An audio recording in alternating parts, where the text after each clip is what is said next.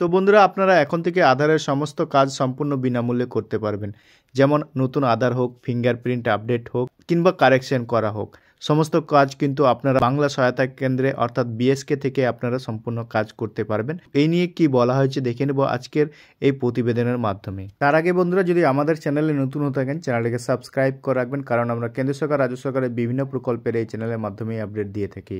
তো চলুন বন্ধুরা ভিডিওটাকে শুরু করা যাক। তো আপনারা এখানে দেখতে পাচ্ছেন আনন্দবাজার পত্রিকায় অনলাইনে এটি প্রকাশিত হয়েছে আধার সমাধানের রাজ্যের বিএসকে। তো এই নিয়ে কি বলা হয়েছে দেখে নেব। এখানে বলেছে আধার সমস্যা সমাধানের জন্য পৃথক কেন্দ্র পরিকল্পনা করছে রাজ্য সরকার। সূত্রের খবর, নতুন আধার সে কার্ডের সংশোধন এবং প্রবীণ নাগরিকদের আধার বায়োমেট্রিকের সমস্যা সমাধান করতে রাজ্য জুড়ে প্রায় ২৫০০ নতুন বাংলা সহায়তা কেন্দ্রে অর্থাৎ বিএসকে তৈরির সিদ্ধান্ত হয়েছে। সেগুলি মূলত এই পরিষেবা দেওয়া হবে নিখরচায়। তো বন্ধুরা আপনারা আধারের যে পরিষেবা দেওয়া হচ্ছে, যেমন নতুন আধার সে কার্ডের সংশোধন এবং প্রবীণ নাগরিকদের আধার বায়োমেট্রিকের কাজ অর্থাৎ ফিঙ্গার, সেই কাজ করতে পারবেন কিন্তু আপনারা সম্পূর্ণ বিনামূল্যে বাংলা সহায়তা কেন্দ্রে।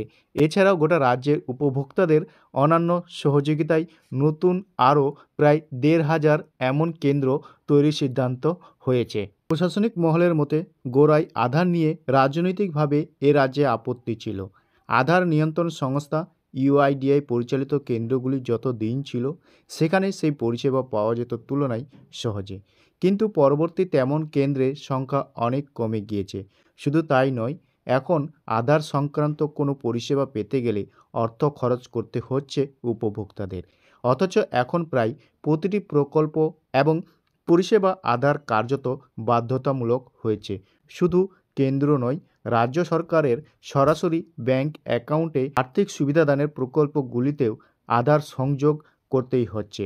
অথচ পৃথকভাবে বাংলা সহায়তা কেন্দ্রের মাধ্যমে এই পরিষেবা নিশ্চিত করতে চাইছে নবান্ন। সূত্রের খবর, প্রথম পর্যায়ে ১০০০ বিএসকে চালু হচ্ছে জেলায়, সেগুলি কাজ শেষ প্রায়। পরবর্তী পর্যায়ে আরও ১১৩৯টি বিএসকে চালু করা হবে। তৃতীয় ধাপে হবে বাকিগুলি। এই কাজ নিয়ে ইউআইডিআইয়ের সঙ্গে সমন্বয় এবং আলোচনা হচ্ছে। যন্ত্রপাতি সংগ্রহ এসেছে, তাই কাজ শীঘ্রই শুরু হবে। আধিকারিকদের অনেকেই জানাচ্ছেন আধারের সঙ্গে বায়োমেট্রিক থাকার কারণে সবচেয়ে অসুবিধায় পড়ছেন প্রবীণ নাগরিকরা, কারণ বয়সের সঙ্গে তাদের হাতের চামড়ার পরিবর্তন হওয়ার বায়োমেট্রিক মিলছে না। ফলে পেনশনসহ একাধিক কাজের বাড়তি ঝুঁকি পোহাতে হচ্ছে তাদের। তাই এখন চোখের স্ক্যান করে বিকল্প যাচাই পদ্ধতি চালু হবে। প্রশাসনে এক কর্তার কথা, বায়োমেট্রিক যন্ত্র পরিমার্জন করেই তথ্য ভাণ্ডারের সঙ্গে যুক্ত হবে। এখন বাইরে আধার পরিষেবা একজনকে ১-১৫০ টাকা খরচ করতে হয়, বিএসকে সেই পরিষেবা বিনামূল্যে দেবে।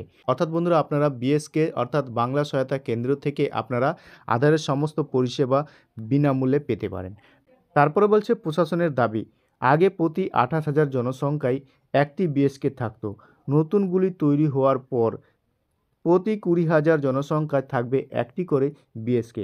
আগামী দিনের সব ধরনের আবেদনপত্র, রেলের এবং বাসের টিকিট কাটার সুবিধা পাওয়া যাবে বিএসকের মাধ্যমে। কর্মসংস্থান সৃষ্টির সম্ভাবনা বাড়বে। তো বন্ধুরা আপনারা যে সময় আধারের কাজ শুরু হবে বিএসকেগুলোতে আপনারা কিন্তু ফ্রিতে আপনারা আধারের কাজ করতে পারবেন। তো বন্ধুরা এই ছিল ছোটো একটি আপডেট। ভিডিওটা কেমন লেগেছে কমেন্ট সেকশনে অবশ্যই কমেন্ট করে জানাবেন। ভিডিওটা যদি ভালো লেগে থাকে একটা লাইক করে বন্ধুদের সাথে বেশি বেশি করে শেয়ার করে দেবেন।